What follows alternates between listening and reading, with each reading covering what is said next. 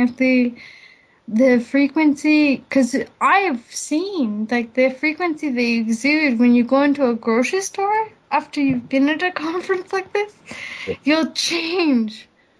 Yeah. You will change the whole rig, and if you step into the responsibility of that, you will enter a whole new world.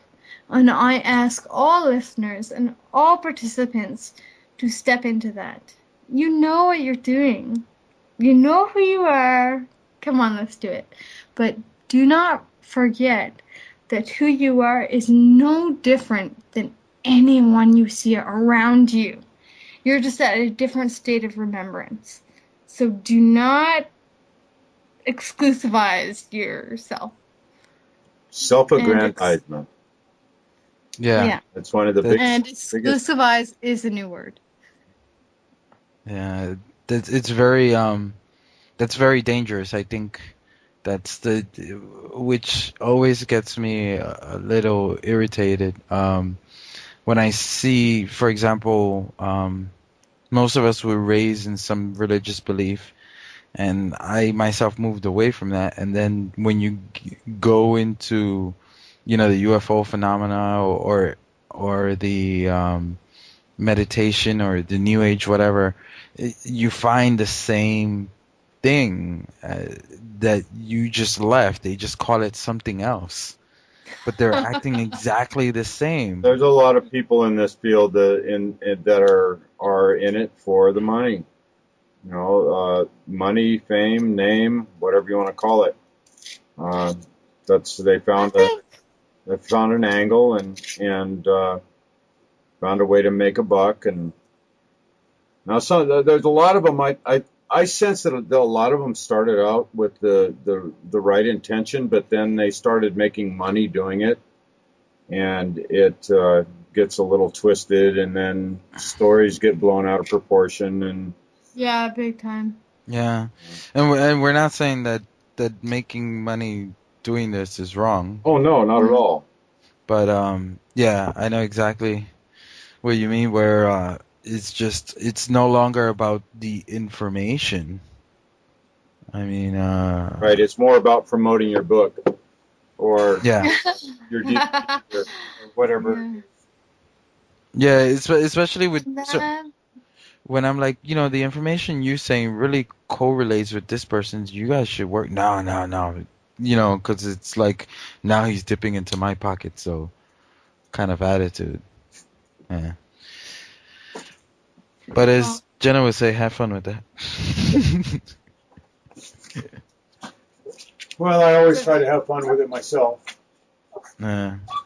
I think that people can walk between worlds, though, and that you can have tact. The word tact. You can grip yourself between the economic world and the spirit world.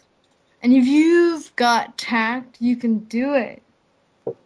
You're not going to be, the person that exudes this sort of like persona. You just want to be a person. I'm not here to exert a persona. I just want to bring forward my message, and that I think that's all everyone ever wanted to do. But when they realized that they could make a buck off it, that's fine. That's totally fine. Yeah. But when you compromise something else for that, I think that's a whole other game. And that's been going on in the UFO community for a long time. Yeah. And that's all right. Yeah. That's all right, because they're going to learn their lesson later, and that's fine. Yeah. Everybody will get it eventually. Eventually. So, I know I've mentioned this person a lot on the show. Drumbelow? Melchizedek. Yeah. Did I finally get his name right? Correct? Oh, Melchizedek.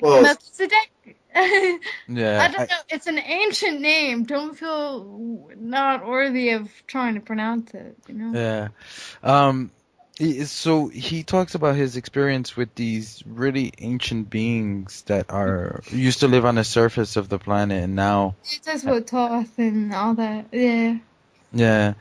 Have you yourself had any experience with any of those beings? With the Egyptian beings, yes, I've had an experience with Isis. Yeah, and it was a ostrich being that came to me. It was actually Matt that came to me, and that was about a year ago. And Matt came to me as a form. I mean, I didn't actually know I'd had a ton of information spewed at me since my awakening. There were so many people trying to configure my awakening. There were so many people trying to show me what was what. And it was amazing because I had this smorgasbord. I had this cornucopia of like, you got all this stuff to look at. And I saw the flower of life and that I gravitated towards. I started reading the flower of life and I had this dream where this ostrich being came to me. And she spoke to me, and we took photos. We did all these kinds of things. It was a really good time. And I woke up in the morning, and I said ostrich. I Googled. My God, what would I do with a Google at this time? Ostrich being, and it came up as Maud. And I realized that I was having, experiences with Maud because she hadn't come quite through at that point. And she was showing me, she was taking off her hat and she was putting on my head. And then I'd take a photo of her, and then she'd give me the camera, and then I'd take a photo of her. And that Matt is, really what I want to say is that I have contact with a lot of different goddess spirits, and that's the frequency that I'm carrying, and that's what I'm doing, and that what I'm doing is just being me. I can't be anything more or anything less than me. I am just a me, and that, from what I understand is that I just exude this presence. And that's all it really is. Yeah. That's all I really want to be. It's just who I am. All I want to be is who I am. So during we're running up at the top of the hour, but during your clairvoyance, when you if you're looking at another person, a human being, are you able to detect if they've had any contacts with? Yes. Yeah, oh yeah, totally. I can see it in their eyes immediately. I can just sense it right around them immediately. It's no problem. Yeah. How have you done And it? that's Have you tried? Have you tried any remote stuff?